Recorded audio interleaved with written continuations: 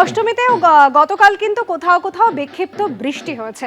তবে আজ থেকে কিন্তু আবহাওয়ার বদল ঘটতে পারে। উত্তর আন্দামান সাগরে ইতিমধ্যে ঘূর্ণাবর্তের জেরে গভীর নিম্নচাপ তৈরির সম্ভাবনা তৈরি হয়েছে। আর আজ নবমীতে হালকা থেকে মাঝারি বৃষ্টির পূর্বাভাস রয়েছে। হিন্দল দে আমাদের প্রতিনিধি সরাসরি রয়েছেন আমাদের সঙ্গে। হিন্দল, নবমী থেকে বৃষ্টির পূর্বাভাস কিন্তু ছিলই, তাহলে কি আজ এবং কাল নবমী এবং দশমী ভাসতে চলেছে কলকাতা?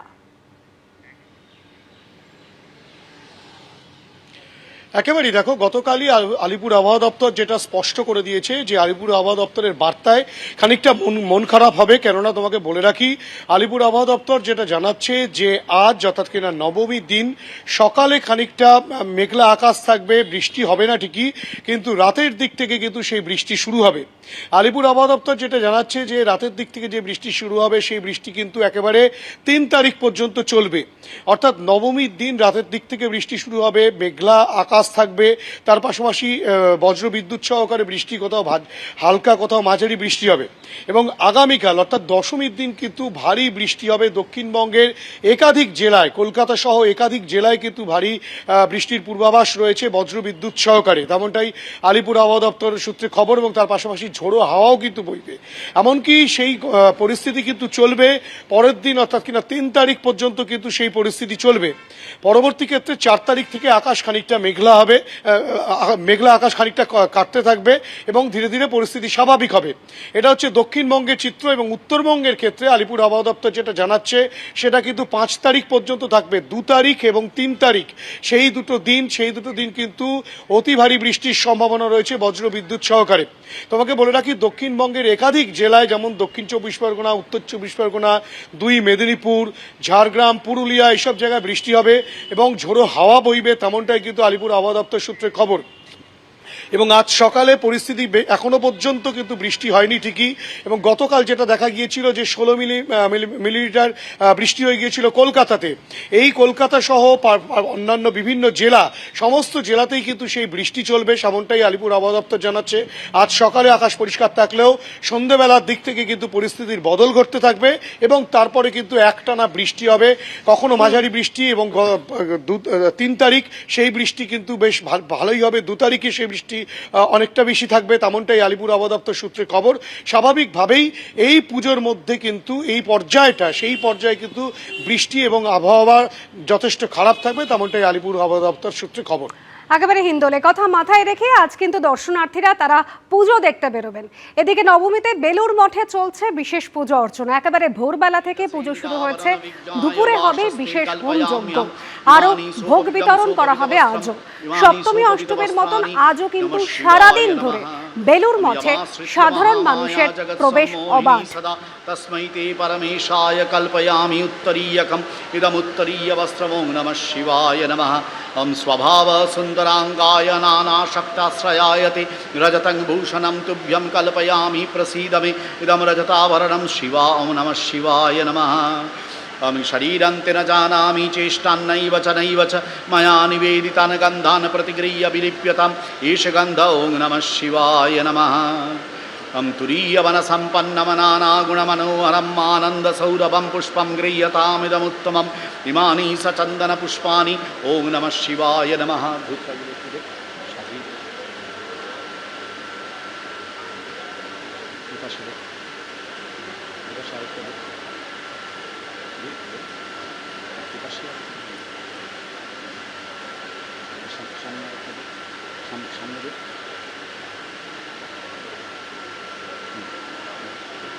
এখানে পেলাম না, এখানে পেলাম না, দিয়েছিলাম।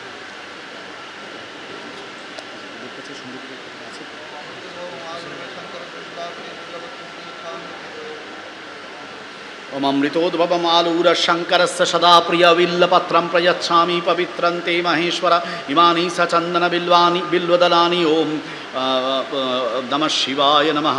ओं सूत्रेण ग्रथितं माल्यं नानापुष्पसमन्वितं गन्धचन्दनसंयुक्तं गृहाण परमेश्वर इदं सचन्दनपुष्पमाल्ययुगलम्। ओं नमः शिवाय नमः।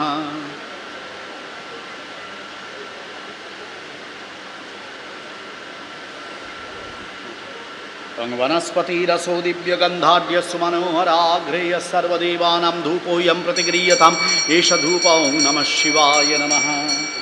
ॐ सुप्रकाशो महादीप सर्वतस्तिविरापः सवाह्यभ्यन्तरज्योतिर्दीपोऽयं प्रतिगृह्यताम् एष दीप ॐ नमः शिवाय नमः।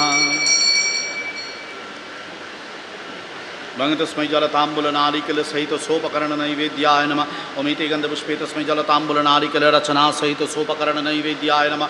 ओमिति गन्धपुष्पे तस्मै जलताम्बूलनारिकेल रचना सहित सोपकरण नैवेद्याय नमः।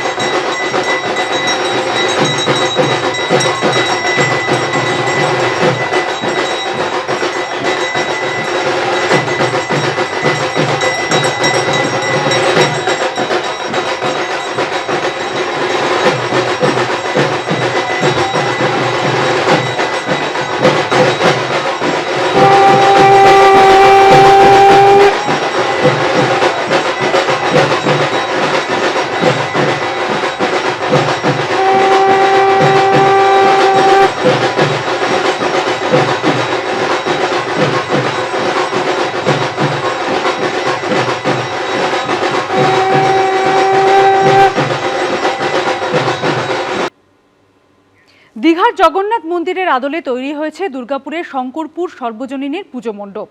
সপরিবারে সেই পুজো দেখে এলেন বাঁকুড়ার বিষ্ণুপুরের বিজেপি সাংসদ সৌমিত্র খাঁ। পুজো উদ্যোক্তা স্থানীয় তৃণমূল নেতার প্রস্তাব, এবার দীঘায় গিয়ে জগন্নাথ মন্দির দেখে আসুন বিজেপি সাংসদ। পুজো নিয়ে কোনো রাজনৈতিক বিতর্কের জায়গা নেই, মন্তব্য বিজেপি সাংসদ সৌমিত্র খাঁর। ঠিক যেন দীঘার জগন্নাথ মন্দির, দেওয়ালে একই রকম শিল্পকলার নিদর্শন, মণ্ডপে খোদাই করা জগন্নাথ বলরাম সুভদ্রার প্রতিকৃতি। দ্বিতীয়াতে দুর্গাপুরের শঙ্করপুর সর্বজনীনের ২৬তম দুর্গাপুজোর ভার্চুয়াল উদ্বোধন করেছিলেন মুখ্যমন্ত্রী মমতা বন্দ্যোপাধ্যায়।